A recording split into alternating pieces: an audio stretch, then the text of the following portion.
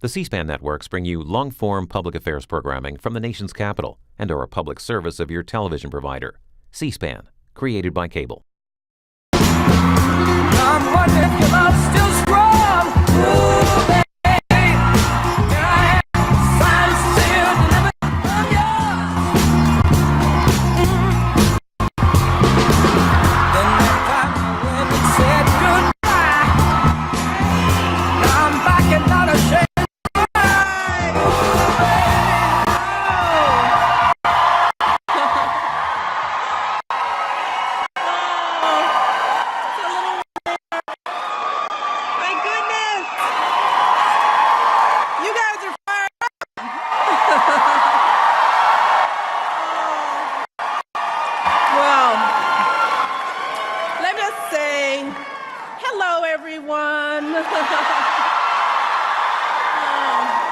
I am so thrilled to be here with you all today in New Hampshire. This is like home to me, and this day, thank you for a beautiful fall day. You just ordered this day up for me, didn't you? It's great to be here. Let me start by thanking your fabulous governor, your next U.S. Senator, Maggie Hassan. I want to thank her for that lovely introduction. I also want to recognize your Congresswoman, Annie McClain-Dexter, who's a dear, dear friend. Your soon-to-be Congresswoman, once again, Carol Shea Porter. All of whom have been just terrific friends to us, and your executive council and candidate for governor, Colin Van Ostern. And of course, thanks to all of you for taking the time to be here today.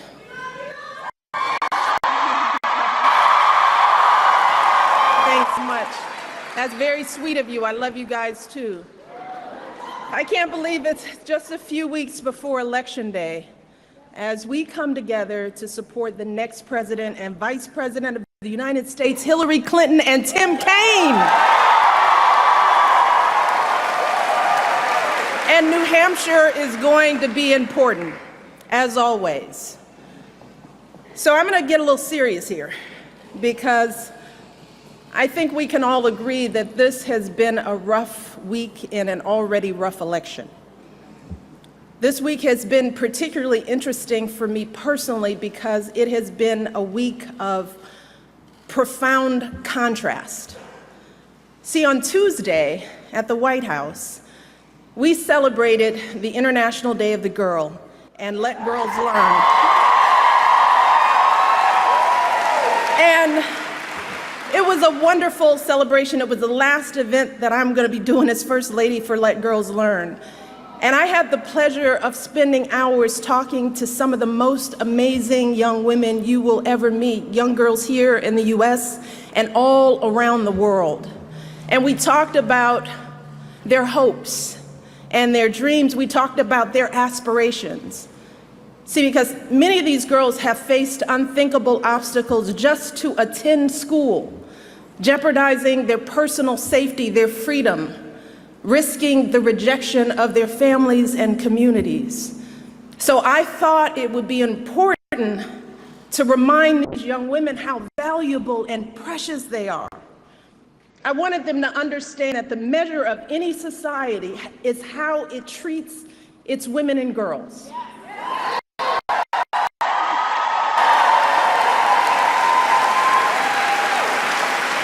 And I told them that they deserve to be treated with dignity and respect.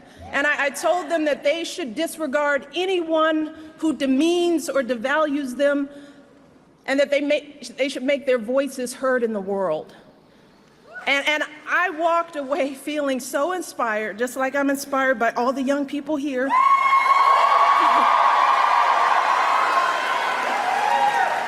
And I was so uplifted by these girls. That was Tuesday. And now here I am, out on the campaign trail in an election where we have consistently been hearing hurtful, hateful language about women. Language that has been painful for so many of us, not just as women, but as parents trying to protect our children and raise them to be caring, respectful adults, and as citizens who think that our nation's leaders should meet basic standards of human decency.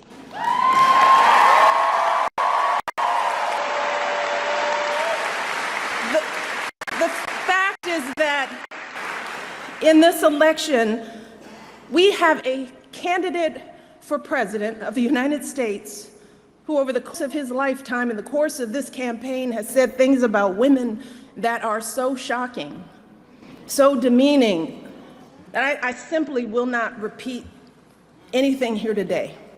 And last week, we saw this candidate actually bragging about sexually assaulting women. And I can't believe that I'm saying that a candidate for president of the United States has bragged about sexually assaulting women. And I have to tell you that I can't stop thinking about this. It has shaken me to my core in a way that I couldn't have predicted.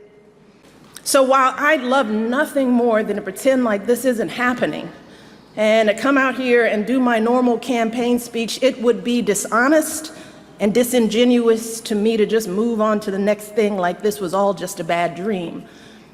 This is not something that we can ignore. It's not something we can just sweep under the rug as just another disturbing footnote in a sad election season. Because this was not just a lewd conversation. This wasn't just locker room banter. This was a powerful individual speaking freely and openly about sexually predatory behavior and actually bragging about kissing and groping women, using language so obscene that many of us were worried about our children hearing it when we turn on the TV. And to make matters worse, it now seems very clear that this isn't an isolated incident. It's one of countless examples of how he has treated women his whole life. And I have to tell you that I listen to all of this and I feel it so personally. And I'm sure that many of you do too, particularly the women. The shameful comments about our bodies, the disrespect of our ambitions and intellect, the belief that you can do anything you want to a woman. It is cruel. It's frightening. And the truth is, it hurts. It hurts.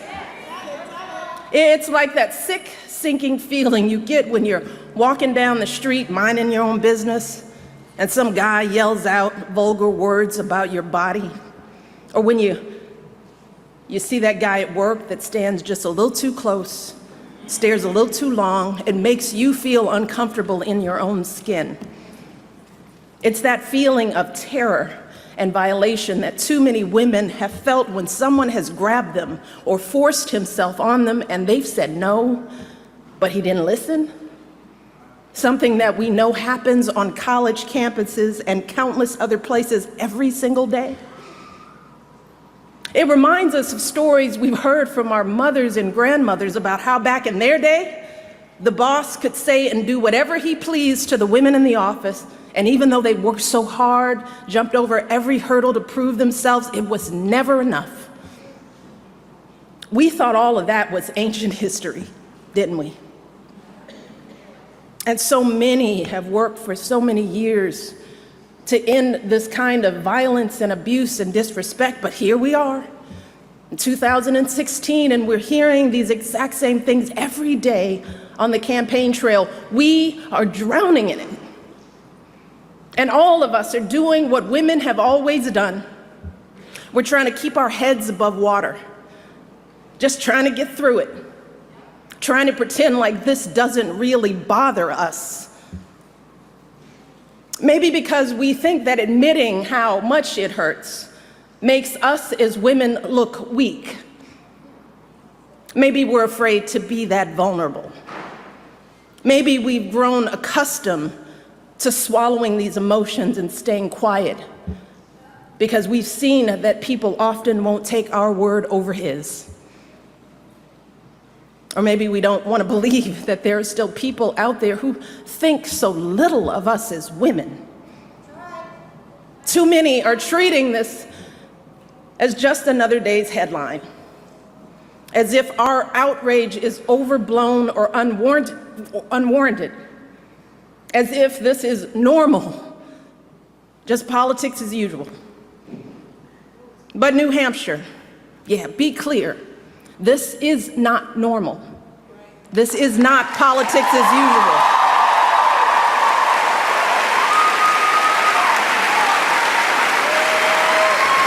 This is disgraceful.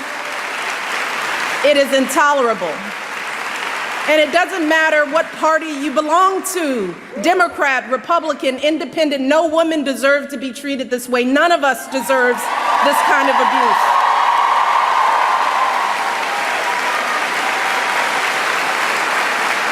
And I know it's a campaign, but this isn't about politics. It's about basic human decency. It's about right and wrong. And we simply cannot endure this or expose our children to this any longer, not for another minute, and let alone for 4 years. Now is the time for all of us to stand up and say, enough is enough. This has got to stop right now. Because consider this. If all of this is painful to us as grown women, what do you think this is doing to our children? What messages are our little girls hearing about who they should look like, how they should act? What lessons are they learning about their value as professionals, as human beings, about their dreams and aspirations? And how is this affecting men and boys in this country? Because I can tell you that the men in my life do not talk about women like this, and I know that my family is not unusual.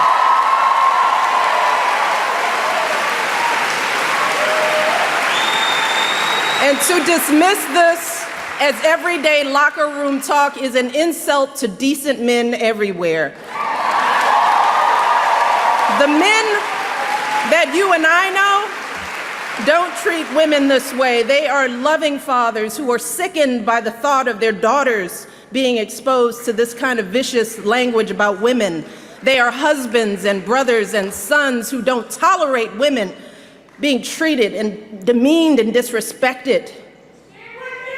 And like us, these men are worried about the impact this election is having on our boys who are looking for role models of what it means to be a man. In fact, someone recently told me a story about their 6-year-old son who one day was watching the news. They were watching the news together, and the little boy out of the blue said, "I think Hillary Clinton will be president." And his mom said, "Well, why do you say that?" And this little 6-year-old said, "Because the other guy called someone a piggy." And he said, "You cannot be president if you call someone a piggy." So even a 6-year-old knows better. A 6-year-old knows that this is not how adults behave. This is not how decent human beings behave. And this is certainly not how someone who wants to be president of the United States behaves.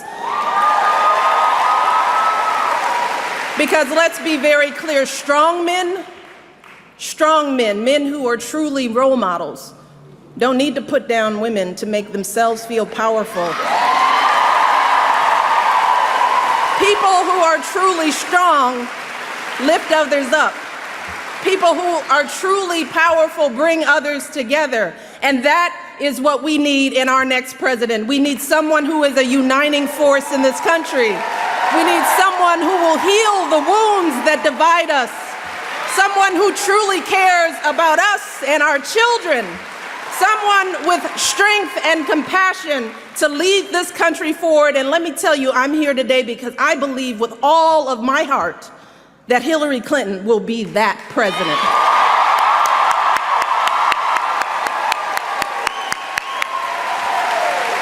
See, we know that Hillary's the right person for the job because we've seen her character and commitment, not just in this campaign, but over the course of her entire life. The fact is that Hillary embodies so many of the values that we try so hard to teach our young people. We tell our young people, work hard in school, get a good education. We encourage them to use that education to help others, which is exactly what Hillary did with her college and law degrees, advocating for kids with disabilities, fighting for children's health care as First Lady, affordable child care in the Senate. We teach our kids the value of being a team player, which is what Hillary exemplified when she lost the 2008 election and actually agreed to work for her opponent as our Secretary of State, earning sky-high approval ratings, serving her country once again. We also teach our kids that you don't take shortcuts in life, and you strive for meaningful success in whatever job you do. Well, Hillary has been a lawyer, a law professor, First Lady of Arkansas, First Lady of the United States, a U.S. Senator, Secretary of State, and she has been successful in every role, gaining more experience and exposure to the presidency than any candidate in our lifetime. More than Barack, more than Bill, and yes, she happens to be a woman.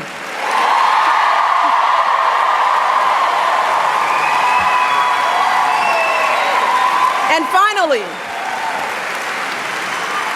we teach our kids that when you hit challenges in life, you don't give up, you stick with it.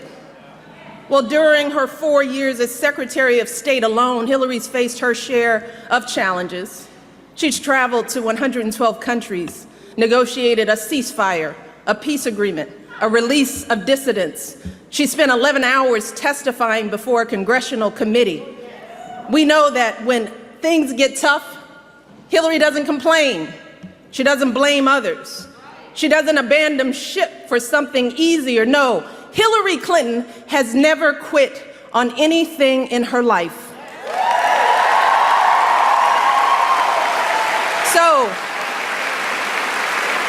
in Hillary, we have a candidate who has dedicated her life to public service.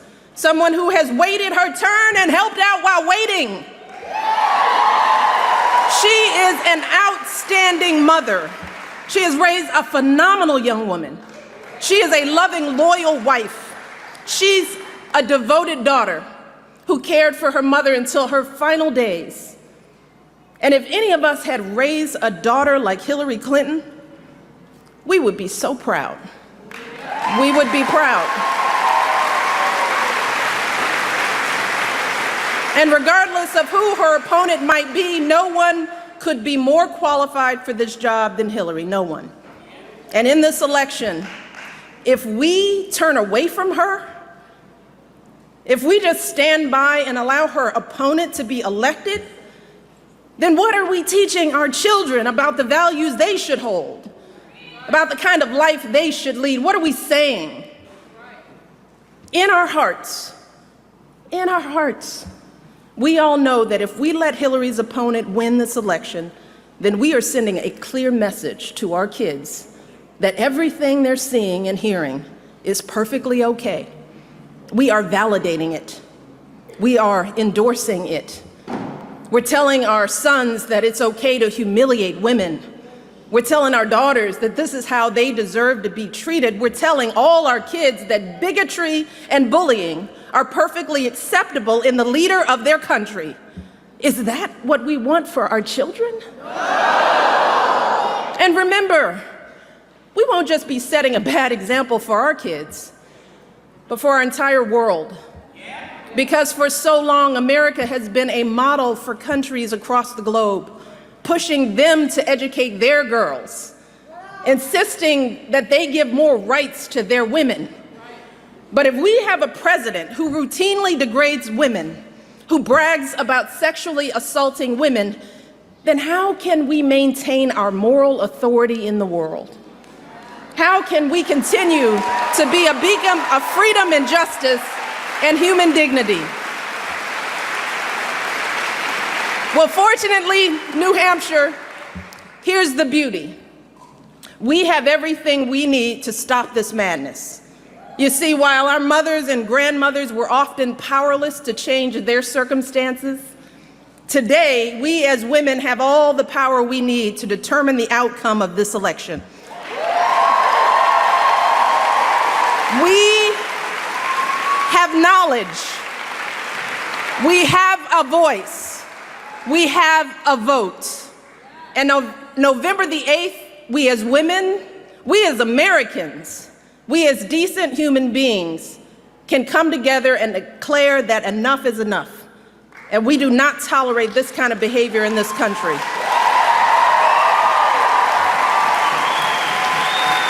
Remember this.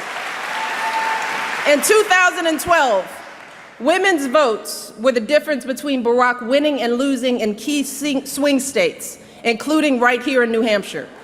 So, for anyone who might be thinking that your one vote doesn't really matter, or that one person can't really make a difference, consider this. Back in 2012, Barack won New Hampshire by about 40,000 votes, which sounds like a lot. But when you break that number down, the difference between winning and losing this state was only 66 votes per precinct. Just take that in. If 66 people, each precinct had gone the other way, Barack would have lost. So each of you right here today could help swing an entire precinct and win this election for Hillary just by getting yourselves, your families, and your friends and neighbors out to vote. You can do it right here. But you could also help swing an entire precinct for Hillary's opponent with a protest vote or by staying home out of frustration.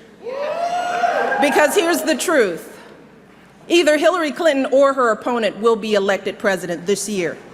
And if you vote for someone other than Hillary, or if you don't vote at all, then you are helping to elect her opponent. And just think about how you will feel if that happens.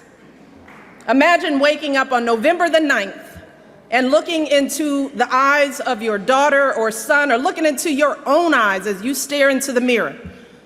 Imagine how you'll feel if you stayed home, or if you didn't do everything possible to elect Hillary.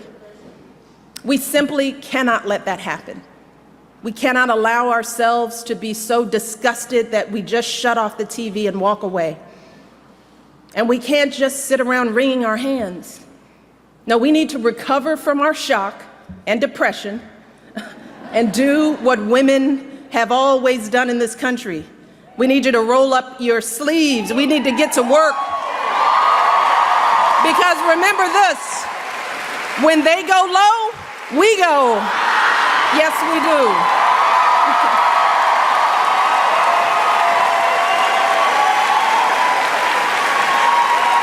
And voting ourselves is a great start, but we also have to step up and start organizing.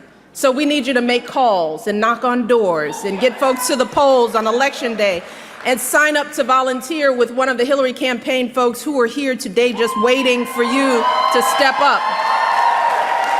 And young people, and not so young people, get on social media. Share your own story of why this election matters, why it should matter for all people of conscience in this country. There is so much at stake in this election. See, the choice you make November 8th could determine whether we have a president who treats people with respect or not, a president who will fight for our kids, for good schools, for good jobs for our families or not, a president who thinks that women deserve the right to make our own choices about our bodies and our health or not. That's just a little bit of what's at stake. So we cannot afford to be tired or turned off. And we cannot afford to stay home on Election Day. Because on November the 8th, we have the power to show our children that America's greatness comes from recognizing the innate dignity and worth of all our people. On November the 8th, we can show our children that this country is big enough to have a place for us all, men and women, folks of every background and walk of life, and that each of us is a precious part of this great American story, and we are always stronger together. On November 8th, we can show our children that here in America, we reject hatred and fear. And in difficult times, we don't discard our highest ideals. No, we rise up to meet them. We rise up to perfect our union. We rise up to defend our blessings of liberty. We rise up to embody the values of equality and opportunity and sacrifice that have always made this country the greatest nation on earth.